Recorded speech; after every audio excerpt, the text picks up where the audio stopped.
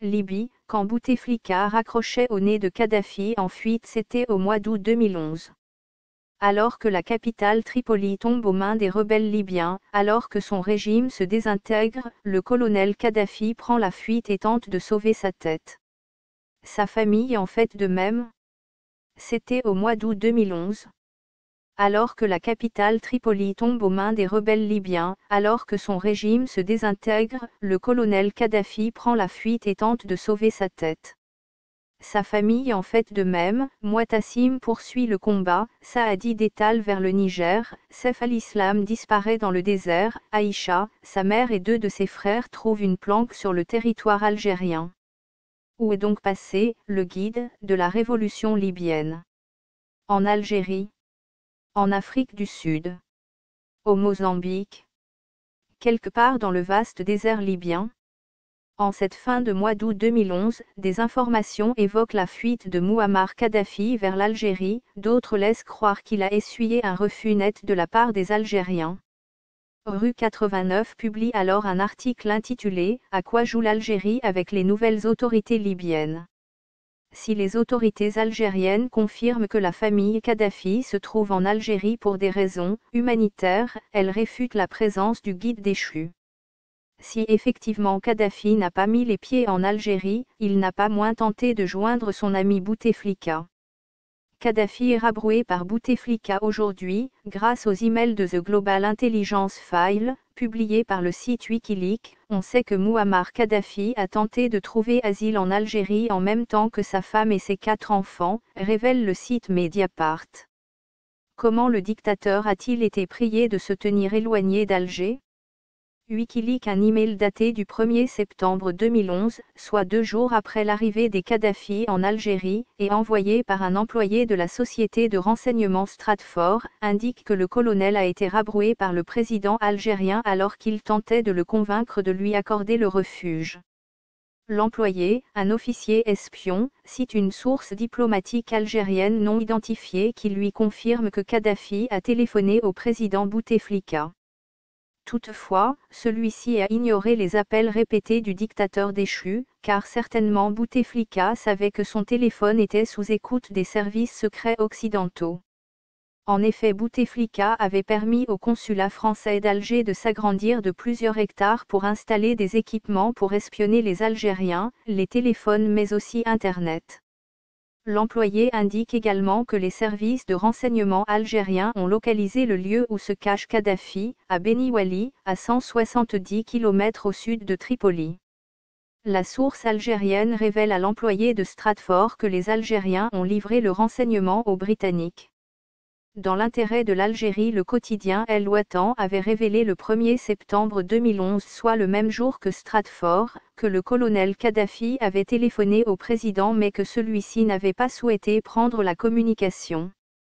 La traque de Kadhafi avait été confiée à des unités britanniques et la source était confiante qu'il finirait par l'avoir tôt ou tard. Le 23 août, le quotidien britannique révélait que des forces spéciales britanniques participaient à la chasse du colonel. Le guide a été capturé vivant le 20 octobre 2011 à Sirte, à 300 km de Bani Wali, avant d'être assassiné. Donc Bouteflika a trahi Kadhafi pour aider son ami Sarkozy.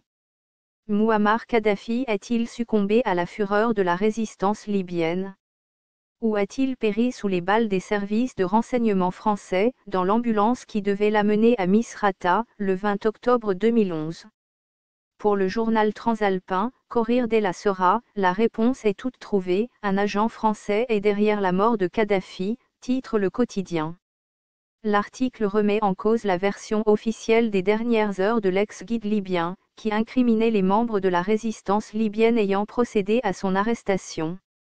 Le Corriere della Sera s'appuie dans un premier temps sur les déclarations de Mahmoud Jibril, ex-président du Conseil exécutif du Conseil national de transition libyen, CNT, au micro de la télévision égyptienne Dream TV, le samedi 28 septembre. Un service de renseignement que je ne connais pas avait intérêt à ce que Kadhafi se taise à jamais, car il a eu plusieurs secrets et a noué d'étroites relations avec de nombreux régimes internationaux.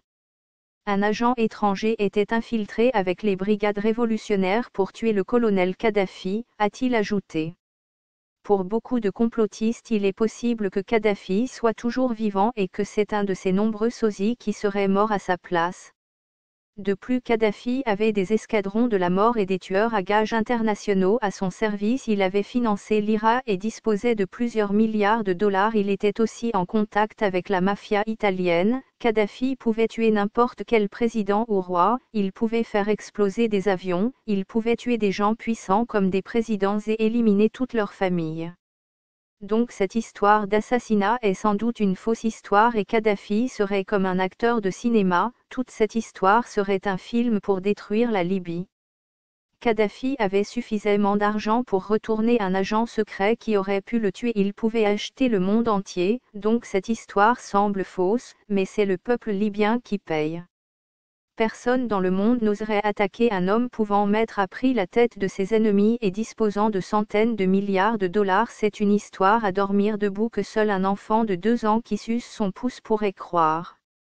L'Occident veut prouver qu'ils font ce qu'ils veulent et qu'ils sont tout-puissants et invincibles alors que ce n'est que de la propagande. Ce sont de simples mortels que n'importe qui peut tuer. Cela donc est simplement une opération de propagande psychologique voulant faire croire à la domination de certaines nations sur d'autres. En vérité, un tsunami par exemple pourrait faire couler l'Angleterre au fond de l'océan en 5 minutes. Ils ne sont en rien puissants mais à la merci du moindre coup de vent. Beaucoup d'autres nations ont déjà disparu au fond de l'océan et ont été englouties par les eaux. Dans le film La Grande Menace ou Toucher de la Méduse, un homme par la pensée et la puissance de la visualisation peut détruire des pays entiers, abattre des immeubles, créer des tremblements de terre, donner la mort aux élites, créer des incendies, tuer des personnes à distance. Aussi c'est un film, une fiction mais en réalité c'est réel, certaines personnes peuvent le faire.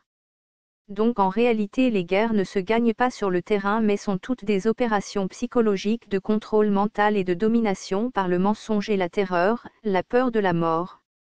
Selon le livre L'art de la guerre de Sun Tzu, il est important de gagner une guerre mentalement sans engager ses forces et perdre un seul soldat. La domination est une illusion, c'est un égrégore, c'est le fruit d'une pensée collective, c'est le fruit de la propagande, du bluff et du mensonge et une sorte de lavage de cerveau du type MK Ultra. Pour Kissinger, les guerres du futur se feront par l'information, donc en fait la désinformation, et il pense que la censure permettra à l'Amérique de maintenir sa domination sur le monde. Selon une révélation d'un journal en 1982, les Américains ont payé 170 000 Sud-Coréens pour prier jour et nuit dans des églises et des sectes pour l'effondrement de l'Union soviétique et la destruction de l'islam et des pays arabes.